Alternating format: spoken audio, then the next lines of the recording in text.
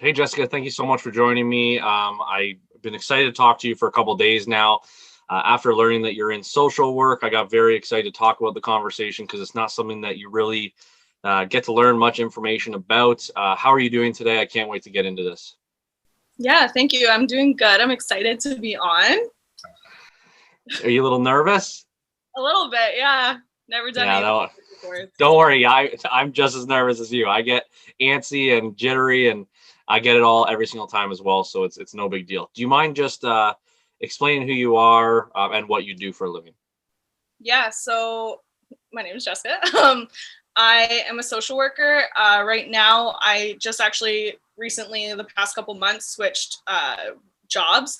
So now I work in the community. I Okay. work with a wide range of individuals experiencing a lot of different things in their lives. So people dealing with like palliative diagnoses or people facing eviction, homelessness, substance use, tons of different things. So yeah, I work in the community, so I go to their homes or wherever I can meet them. Yeah, so it's a lot of driving and just a lot of meeting new people and yeah, things like that. So how often are you meeting someone that has not something bad going on in their life? Um, Outside of work, basically. Just yeah, most of the people I meet with are dealing with pretty tough situations. So yeah. Is there something that you're seeing more often? Like I don't know much about the topic, but you're starting to explain how you're dealing with people that maybe have some substance abuse or are end of life, and you're trying to just walk them through that and make things a little easier. Is that pretty much, is that what you do? Like, are you, I don't know, I don't want to word it like this if that's not the way it's supposed to, but is it kind of like therapy in a way? Yeah, one aspect of my job is counseling. It can be, it just really depends on what the referral's for. So with end of life care, for example, we have like end of life planning, so checklists that I can go through with them, things just to have them set up to make it as easy on them and their family, so that in their last months, days, weeks, whatever it might be, that's a hard situation to be in. So we really Yeah, want to take it, just make it as easy on them as possible. And those aren't things that you want to be worrying about in those last days. So just letting us kind of take the burden of the logistical things, like helping them make their will, their power of attorney, making sure that their funeral plans are set up as well, and that they're having those conversations with their families so that their wishes are honored once they're passed away as well. yeah. And then Now, sorry, no, go ahead. a larger piece too is just my role is pretty short term. So I only meet with my clients a few times, maybe a couple months is the longest. Yeah. And then my role is just to connect them to other resources that are longer term and can help them out for a longer period of time as well. So, not in a sense of making it seem like it gets easier, but obviously, when you start doing that and you're talking to people that are going to pass and you're talking about wills and the stuff they're going to leave behind for their family, and it is a it is a sad time in their life, and you try and make it as happy or as easy as possible. Does it get any easier to go through that with someone? I don't think that that's something that time makes easier because everyone's situation's so different. One day I Yep. might be dealing with a client who is 98 years old and end of Yep. life. And not to be too morbid, but obviously that's a bit easier to take. Definitely. They've full life than someone who's 28 and has a young child and just got handed a palliative diagnosis. So I don't think it's time. I think it's just case by case can be trickier, as well as where they are personally. If they're ready to pass on, then that's obviously the best case scenario. So And without going into like obviously everything's confidential, your clients are your clients. Um, there's got to be both ends of the spectrum, like someone who's really not ready to go, and someone who's like you said, 98 years old. They've lived a great life. They're ready to be with a lot of the loved ones that have passed before them. Do you ever run into some that may be too, I don't know how to word this, too emotional for you to get invested in? um, Maybe I didn't word that it's properly. Like, just like, have you ever had to take yourself out of a situation because you can't let your emotions, like, are you allowed to show all your emotions and get emotional with your patients and with the people you help? yeah, that's a good question. That's something this year. I just lost 2 of my grandparents this year, so that's something that is a bit Sorry to hear that. trickier, not getting yourself involved in that way. Yep. It's a big part of the job, though. Like we're educated in that way, and we're trained to an extent in that way, but we're all humans. And I think as well, a big part is when you're talking to clients, it's okay to tear up as long as you're not shifting the focus onto yourself, as long as you're understanding that you can be empathetic and sympathetic to the people, but it's not about you in that moment. And another big thing too, I had a coworker once tell me that it's easy to feel guilty, like specifically when I'm working with people who are living on the street. I can feel really guilty of, it might be tough for me to see in that moment or when I'm working with them, but at the end of the day, I'm so lucky I get to come home to people that love me and things like that and have a great support system. And she just put it, when you're feeling that guilt, a great way to look at it is, I am lucky enough to have all this love and the support around me. So why wouldn't I want to give that out? And why wouldn't I want to give that to other people that aren't lucky enough to have that in their lives already? So yeah, I think it's okay to show your sympathy and your empathy to the clients, but just make sure that the focus is still on them and what's going on with them. I think that's a very good way to put it. And I don't know if the person who helped me through that was a social worker, but in the hospital, when you have someone on the ICU that's in or on life support, when they take you into the room to talk to you about what's going to happen and what your choices are and that kind of stuff, there is someone who's not a doctor or a nurse in there with you. And I think that's kind of the same. Is there social workers that work in a hospital dealing with patients like that? Yeah, for sure. Okay. Yeah. That's definitely what it was. And I could see where they're definitely there to do their job, but I felt like it wasn't like you're speaking to it. Like, no, and I'm not hating on a doctor or anything, but when they go in to tell you that kind of stuff, it's just kind of like, it's a shitty part of their job. They don't want to do it. It's quick. They tell you the stuff in medical terms, and this is what you got. This is what you have left to do. When she sat down, it was just more of a talking us through it and actually having sympathy for us. And it felt like she actually cared. So it was a very good person to have in the room with us when we were receiving that news for Dad. But how did you decide you wanted to be a social worker? Like, how does someone think, you know what, I want to deal with everyone else's problems every day? That like honestly goes back very far into my life. My aunt and uncle were foster parents for the majority of my life growing up. So I think just seeing from a young age kids coming and going and from all walks of life, and seeing the impacts my aunt and uncle and just our whole family had on them. And then actually my aunt and uncle ended up adopting my cousin, and just seeing the life that they were able to give him and thinking about where he could have possibly ended up and the life he could have possibly had, I think really is what sparked my interest in the whole field. So I originally wanted to become an adoption counselor, which that didn't happen, but still could, I don't know. But yeah, that's kind of what got my foot in the door to be in the social service area for sure. You definitely have to have thick skin and be able to just rub shit off, or I don't know, I probably fucking butchered that saying, but be able to just walk away from situations that are I'm not even explaining that right. Just be able to like not take things personally, because obviously when you're dealing with people that have substance abuse, and I'm not talking for everyone, I'm not saying everyone that has substance abuse has this issue, but you could see people that are angry or upset or potentially could be harmful to you. And it's just, it's crazy to think how strong of a person it must take to put themselves into those situations to help someone else's life be better, regardless of how it's going to affect you.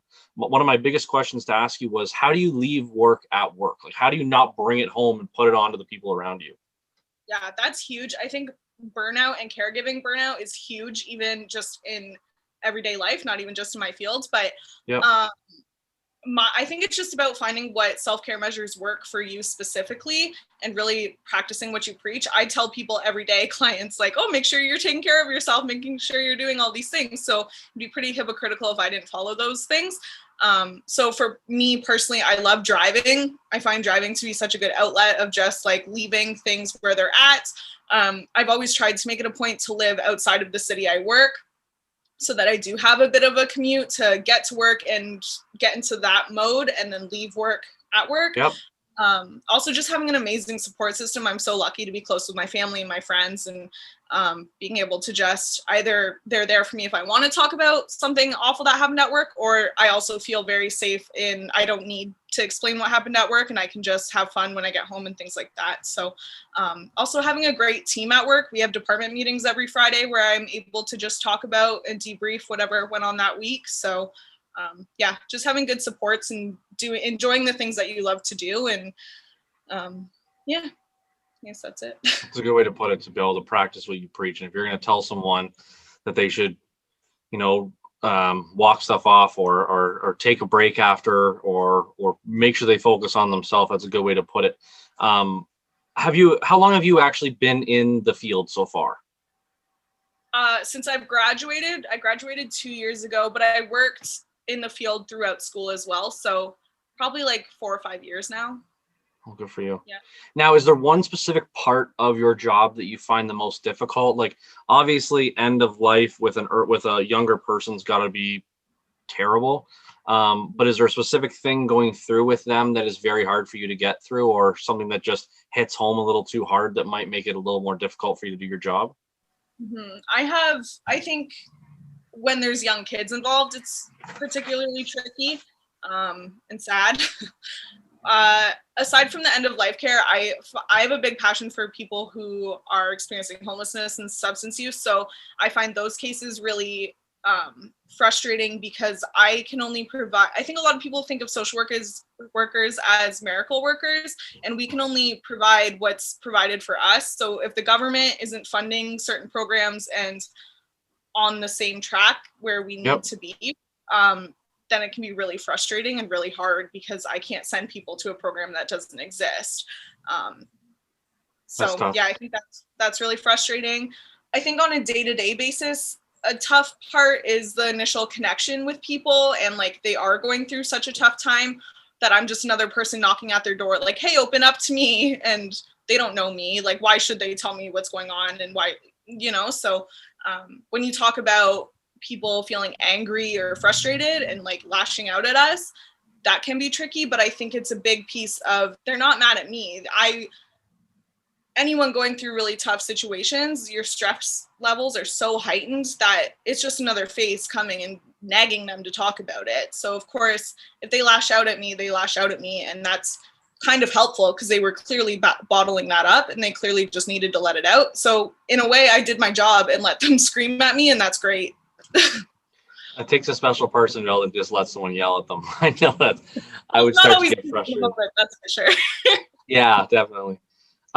Is there different outlooks or different opportunities for you being in social work? Like, I've never really known much about it. Like, is it a completely government funded program, or could someone pay to have, like, to talk with a social worker and have them come in and help their family member, or is it a completely government funded program? Nope, there is private funded things like services as well. Some shelters are privately funded. Long-term care homes, a lot of the times, are privately funded. So there's both on the spectrum. With the government, it's more just the guidelines that you have to follow, and what they allow is what the restrictions is what can be really frustrating there. In the 5 years you've been doing social work, have you noticed an increase or decrease in people who have substance abuse, or are you seeing it pretty much stay the same? Like, are you seeing growth or decline in anything, especially based on COVID? I don't think I've only really worked in substance use since I graduated, so I don't know that I would have a fair answer for that. I think COVID has definitely I think we all know, a wide hit on just mental health as a whole. For sure. And as far as substance use, I don't know that I would say it's risen the usage, but it's definitely, we always say never use alone, and then the government saying don't be with people. So I think the chances of that's true. Yeah, it's all I get what you're saying. So just because now you're like, I've heard that saying before, actually, don't use alone, just in case something bad happens and you're left alone, no one's there to call 911, or yeah, that's got to be tough. Yeah, they do have lines now that you can just call. It's like a peer worked line, and they'll just say, you can just say, hey, I'm about to use whatever I'm about to use. This is my location. And then they just stay on the line throughout your usage. And if you don't respond to however many checks they say, then they'll send somebody to check. So they have implemented certain things like that, which are really great. I don't know how many people use them because of the stigma around using to begin with, but it's a step for sure. Wow, that's very shocking. I was not expecting that.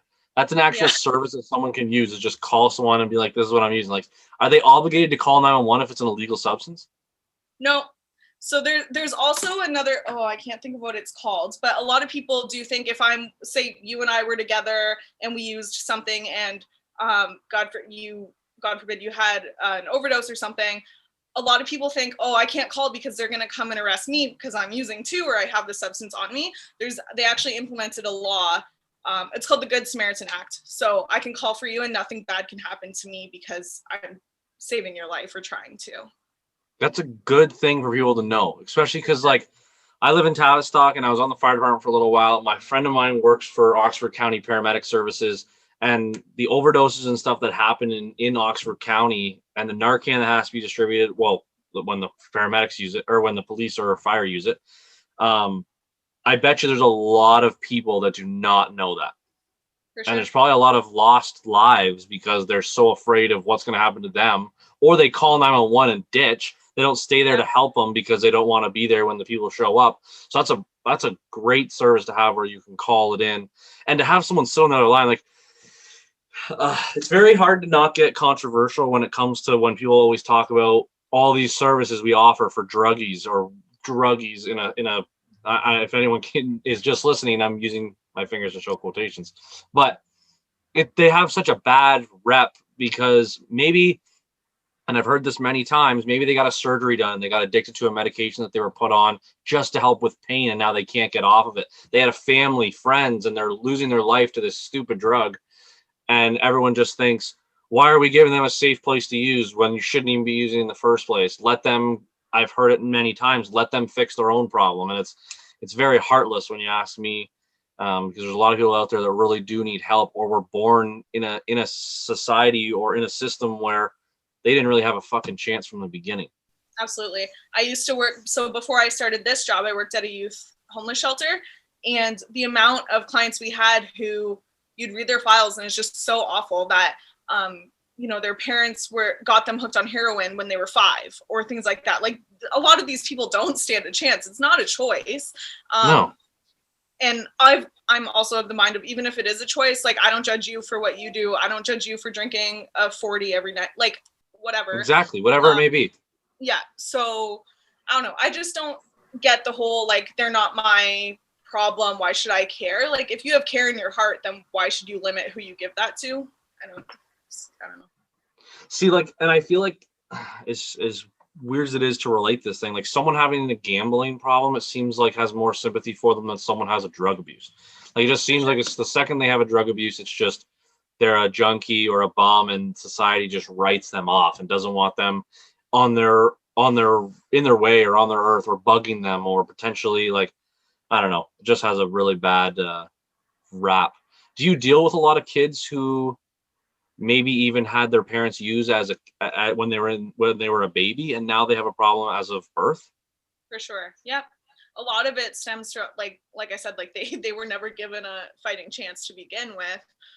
The one file I read, who was, the parents were giving it to them when they were 5, it said in the file, mom didn't like listening to him scream or fuss, so she used heroin to get him to calm down.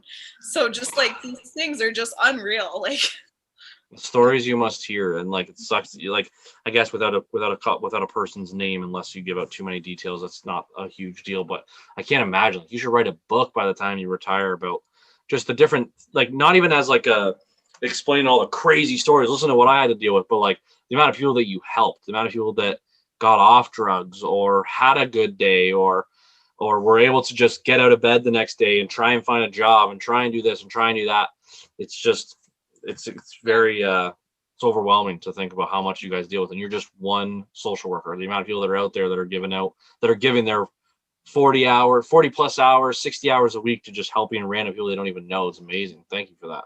It brings me to the point where, do you have a like most rewarding part of your job? Like, obviously, if someone like 5-6 years down the road comes to you and they're like, you always got to watch what you say, but successful in a way that they've gotten their life together and they're out and thriving and supporting themselves and they don't need anyone else's help anymore. That's obviously got to be very rewarding. But is there anything that you have in your day-to-day job right now that is just like that? That's what I'm here for. Yeah, I think just even in the counseling aspect, I know it can be very frustrating for clients and patients because a therapeutic relationship is very like, I'm not here to answer all your questions and tell you what to do. Like, I'm here to help you, guide you on the journey for you to find that yourself. And I know that's so frustrating. People want to go to a counselor or therapist and just like, what do I do? Tell me all the answers. Yeah. But so I think that's really the most rewarding, is just seeing them get to where they need to be on their own. Basically, I'm just kind of there to like, oh no, maybe go this way a little bit, like help guide. So I think, yeah, just seeing clients feel empowered and advocate for themselves is really rewarding. Yeah. And also just even when it comes back to the end of life care, feeling like I'm giving back time for those families. They could very easily be calling around all of these resources and trying to figure out everything they need to do on their own. Those tasks aren't necessarily difficult in themselves, but like I said, those aren't things that you want to be doing with your last however much time with that loved one. So feeling like I'm really giving back family time and time with a loved one is probably one of the most rewarding things for sure. Yeah, that's awesome. Especially when you get to see that you've made their last moments a little bit less stressful and a little easier on them, so they can just spend the time with them instead of worrying about everything else. Especially when like someone passes, at least if they know they're going to, you can figure out what things you need to get in order, and you have that list of stuff that you should have done before to make things easier when they have passed. When you talk about becoming a social worker, what's all involved in the schooling? Like, how long do you have to go away if someone was looking to wanting to maybe get into that career? What could you tell them about the schooling and that's all involved?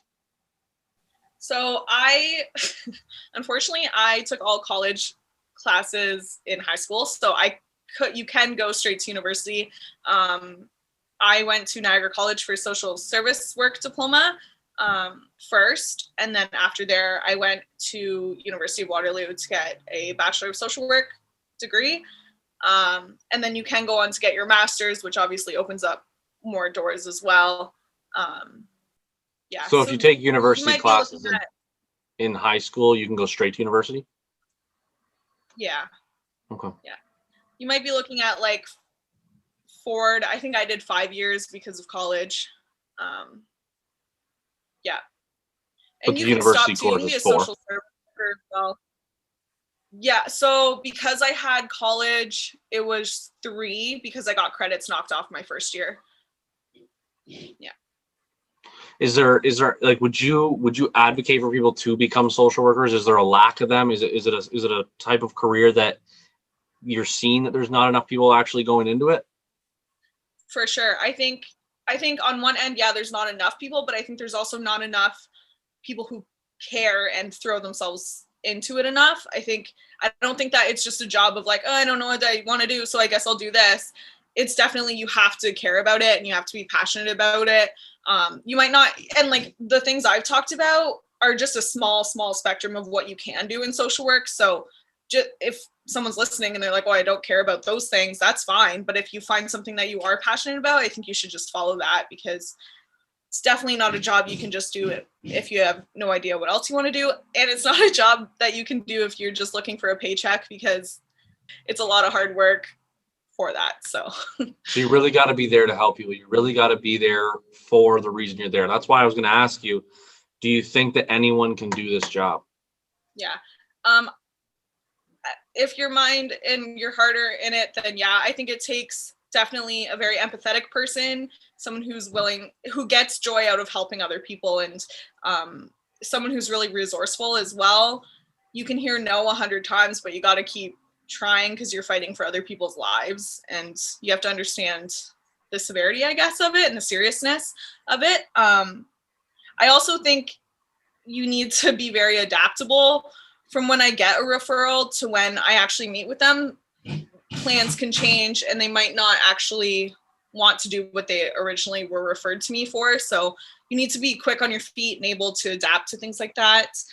Also, I think you do need to be comfortable with, depending on what aspect of social work you go into, you might see a lot of things that you might not be prepared for. I know I did when I first started, so you need to definitely make sure that you have support set up for yourself, for sure. Do they explain those things in school? Obviously, they can't go through every single situation that you could potentially face, but do they try and prepare you for the terrible things you're going to see, or how to like, there's got to be services available to you for therapy and stuff if you happen to go through something that's terrible, but do they prepare you on how to not bring work home and how to or the different types of situations you may be facing? Yeah, I think it's tough in the school setting because it's such a broad field. Yeah. You can't really go, because something I've gone through, I have friends in the field that would never go through it, just depending on what career we choose within the field. So I think that you're more prepared with on-job training, for sure. I think that's kind of like anything. You can learn as much in the books as possible, but you're going to learn more when you're actually on the job. Yeah, I think they give you as much preparedness as you could expect they can, for sure. So it is a broad, like you keep mentioning that there obviously is a lot of different avenues that you can take in social work. So the course is more of a broad spectrum of everything you could see in the field. Can you give me an example of another type of social worker other than dealing with people that, I'm assuming it's always dealing with people that are either, I always thought it was helping people with either maybe, I guess childcare would be another one with people who are abused as kids or taken away because of child support and child services. But you deal with people with substance abuse and people that are end of life. Can you give me an example of another type of social worker? Yeah, so even just housing, which often does go with substance use, but not Okay. always. Child protective services, like family and children's services, is a big one. A lot of social workers there. Schools and hospitals, like you mentioned, which can go with end of life. Yeah, they're starting a social work program with police now for a social worker to go out with some police when there's like a mental health crisis and things like that. It's a good idea. An initiative, for sure. See, so a buddy of mine that I interviewed, who's a paramedic, he actually does a service now where he deals with end of life patients. So does Waterloo have that program yet, or do you not know about that? We have I don't work in Waterloo, but I work in Perth and Huron. So they have, I'm gonna mess up the name of it, but it's basically like a community paramedic program where paramedics can go into houses and check on people. Yeah. So do you ever work hand in hand with them, or that's just to take care of the medical side of things, not really the emotional side of things? Yeah, no, I have one client, I don't have him anymore, but I did have, he was fairly mentally ill, so I could never go in alone. So I would always have to call the community paramedic program for just someone to come with me, just to make it feel a bit more secure that way. Yeah, but I do work with like nurses every day, even just like on the phone. In the office is filled with nurses, so it is an interdisciplinary team for sure. Hospital social workers might call me, like therapists, just depending on what supports the client has already. So are you constantly traveling? Like, can you just explain to me a little bit how it works day to day? Like, do you just have a specific amount of patients that you're constantly working with and you're traveling to wherever it's available for them, or they come to you? So I go to them. So I'll go to their houses, or wherever they're staying, or wherever's easiest for them to meet. Right now, because of COVID, we are trying to do more virtual meetings. It's just not the same. It's not as easy. Like I said, like the initial connection is so important to get that therapeutic relationship going. It's not the same when they're on the phone at all.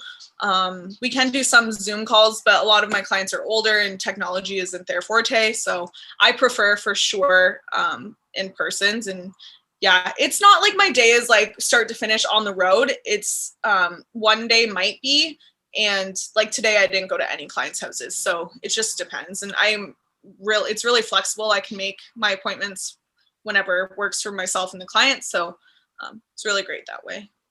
So do you get to choose your own clients? Like, is there ever a chance, like are you allowed to like be like, that's not something that I really want to deal with, or it's kind of just, here's what you're given? And is there always something for you to like, and always a person for you to be helping, or is it, you kind of wait for them to come in and then you're doing more paperwork stuff at the office and writing up what you've done with previous? That's a good question. For the most part, so I said we work in Huron and Perth, so it's just myself and my supervisor. Our department's really small, so we just split it, and one of us does each county.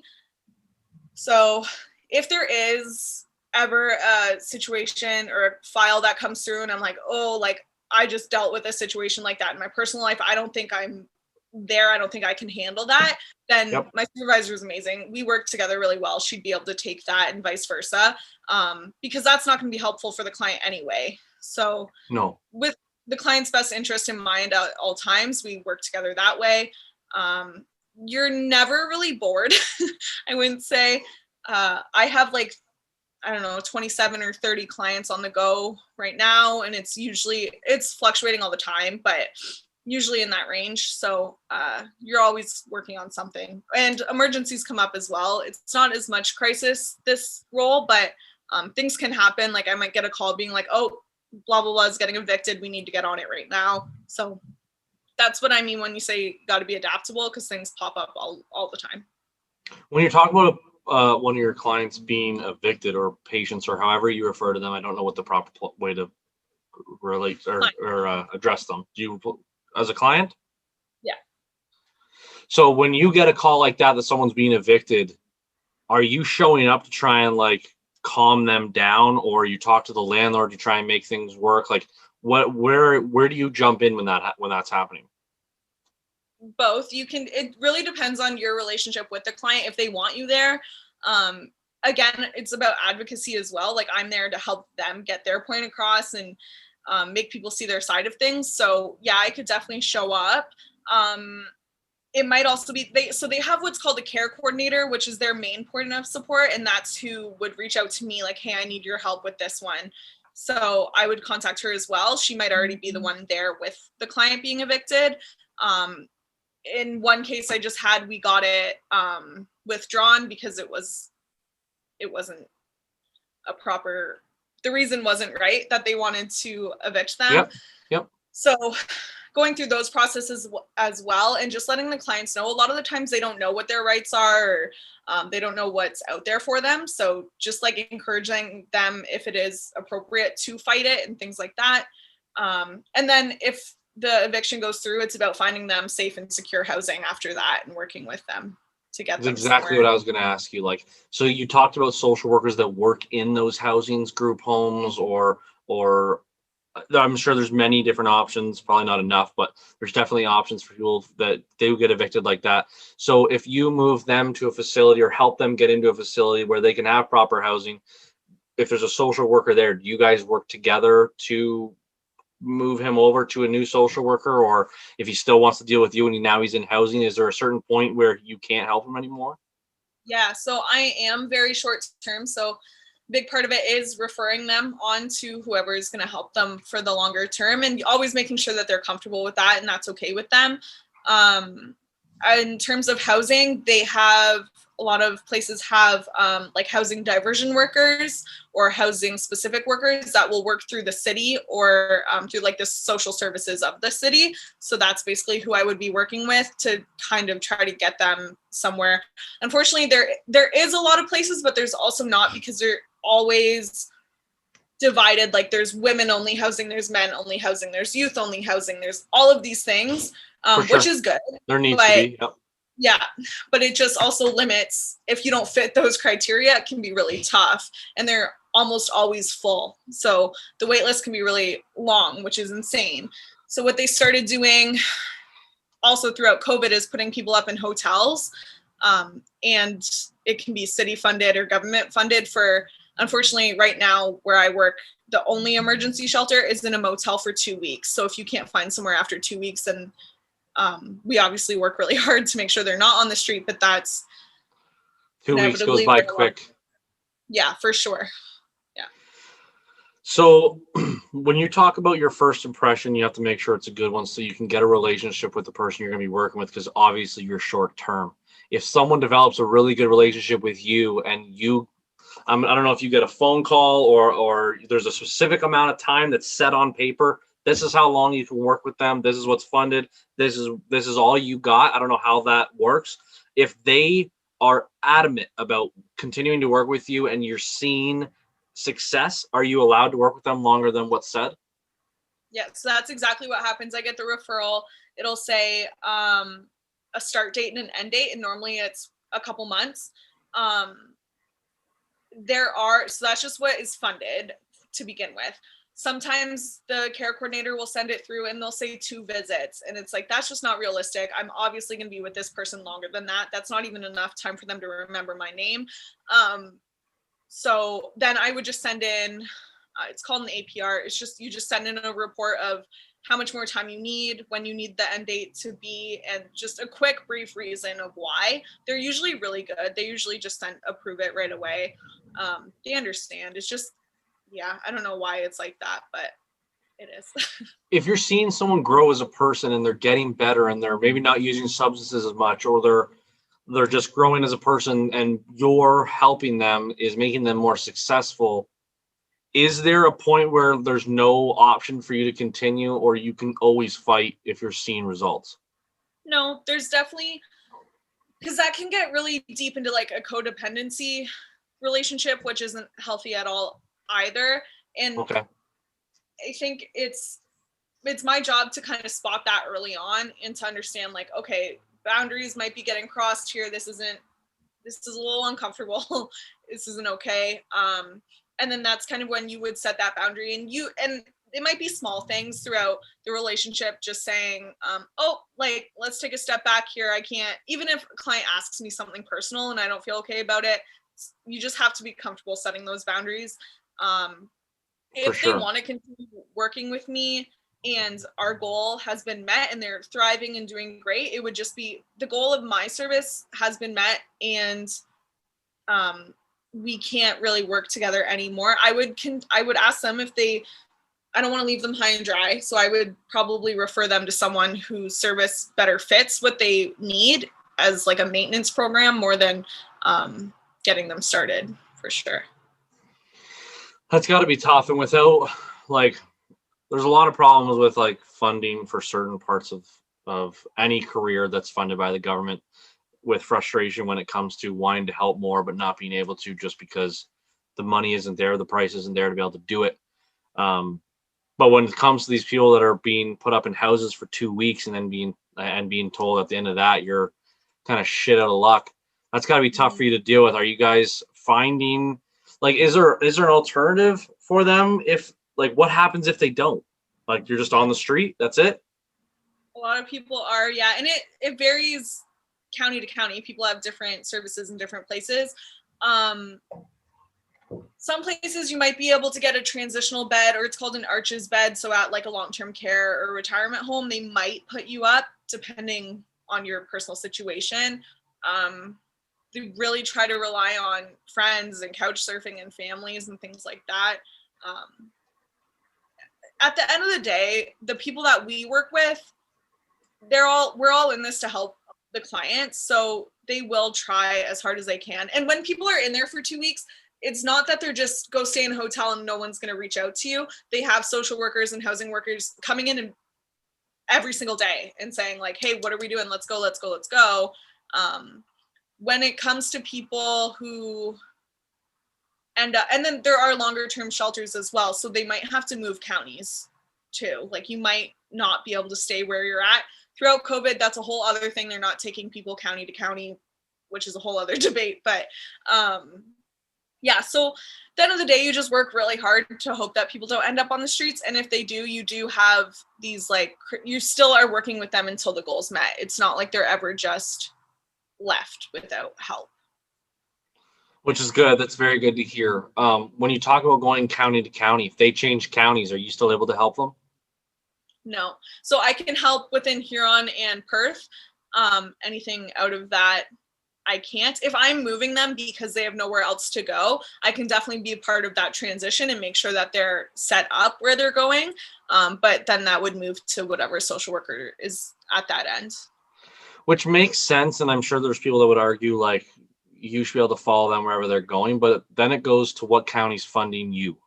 Like Right. you are there to help that county. And if someone else in that county needs you and you're busy helping someone that's in a different county, I can get where that becomes more of a gray line and can get frustrating. I'm sure there's a lot of frustrating parts of your job, especially when you're talking about, we just talked about COVID, and now you're trying to Zoom chat people or do this with someone for counseling. Like I can barely do a podcast over Zoom, let alone try and help someone with some of the worst or hardest parts of their life. Are you seeing majority of your counseling, or I don't know if you refer to it as counseling, sorry, correct me if I ever screw up, whatever term it may be, No, that's it. with you helping someone, are you having issues with having success over computers? Yeah, for sure. There's just not like the personal, you just don't feel cared for over a Zoom call. Like, um, it's just not the same. I think everyone can relate to that. Even just talking to your family over Zoom is such a bigger disconnect than when you're in Definitely. person. So yeah, so when someone's like, like, yeah, you just don't, I get a lot of people rushing off the phone because they're like, hey, I don't want to talk about this right now, or now's not a good time. And I don't know who's in the house with them either. Like if it's over the phone, they might have people over that don't know about what's going on. So it's just, there's a lot more communication errors that way. And yeah. Now, if you're dealing with someone that might be losing their house or getting evicted, and there is a potential they don't have anything to Zoom chat you with, does the county supply something for you guys to have that chat for the couple months, or is that kind of when you're like, okay, well, this isn't feasible, I got to do it in person? That's a really, really good question.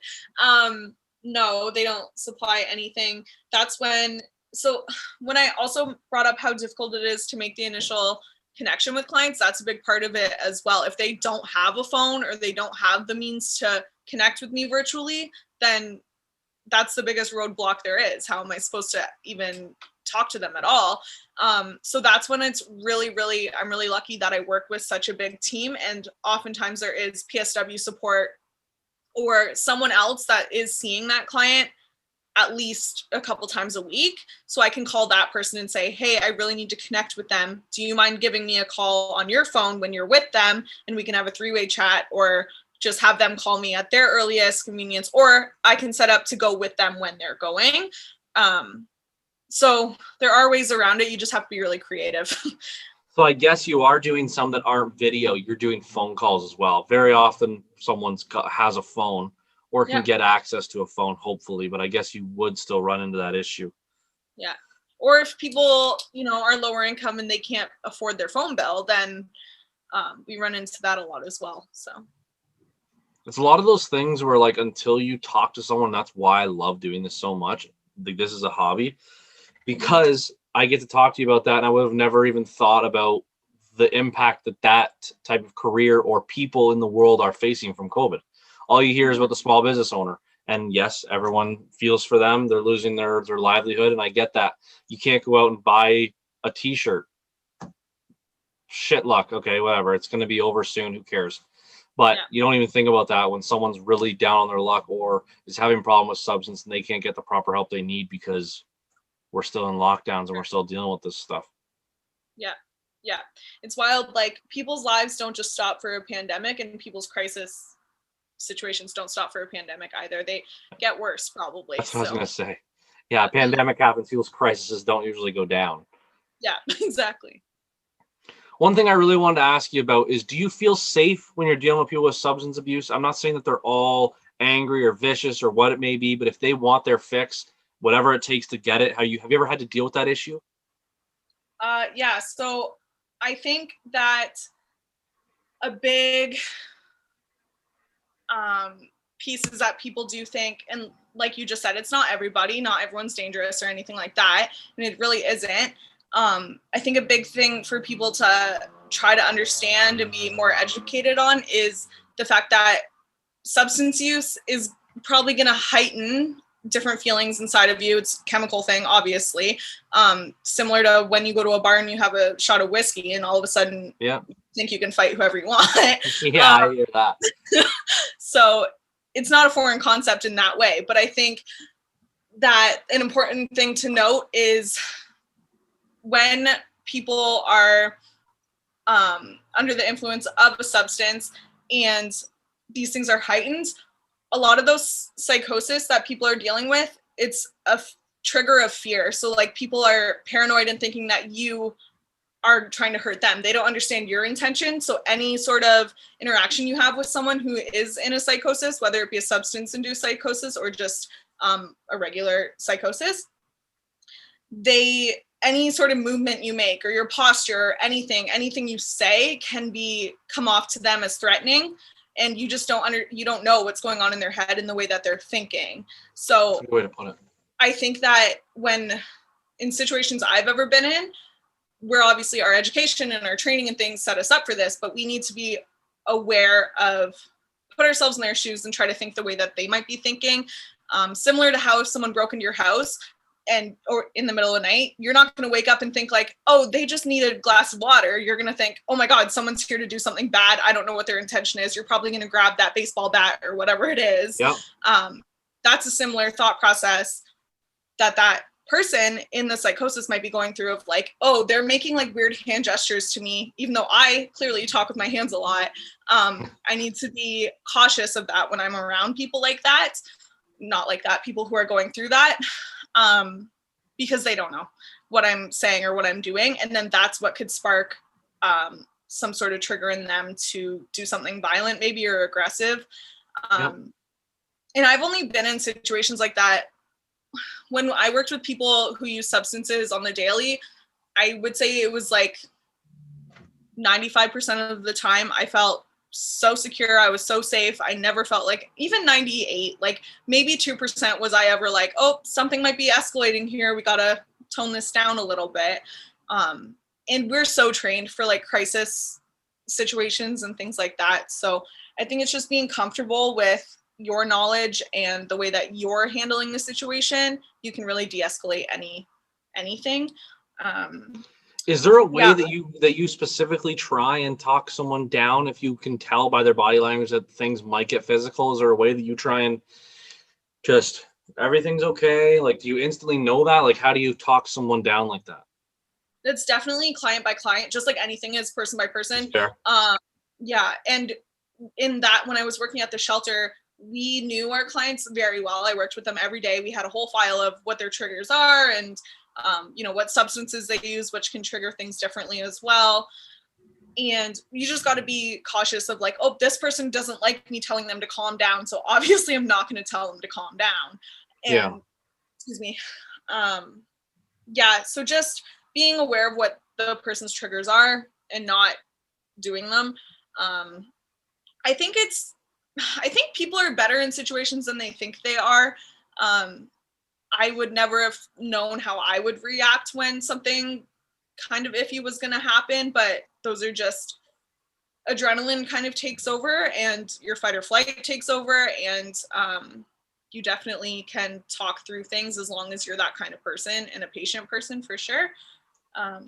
As for keeping you safe, like, is there a way for you to know prior to going to a new patient if they've had previous history of violence or aggression?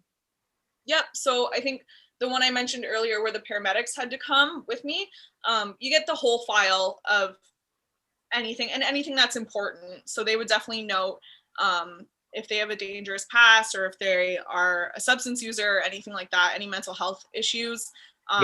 So those are like the safety steps that you would take. At my old job, we had like panic buttons that we'd wear around our neck that would call 911 instantly if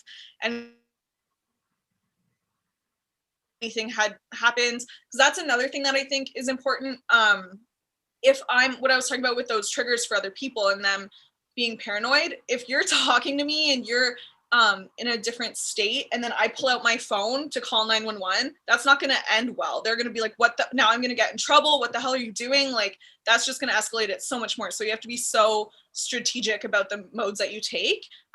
If you wore the panic button just kind of in your pocket and just kind of like pressed it, it's much more sly than like grabbing this big thing around your neck and pressing a button. We also always worked in pairs. So my coworker could go lock themselves in the office and I can deal with this right now, and they can go call or whatever it might be. I think too, another thing to note is like a lot of my clients are the most remorseful people that I've ever met. Like they would scream at me or yell at me or whatever because they're having a bad day.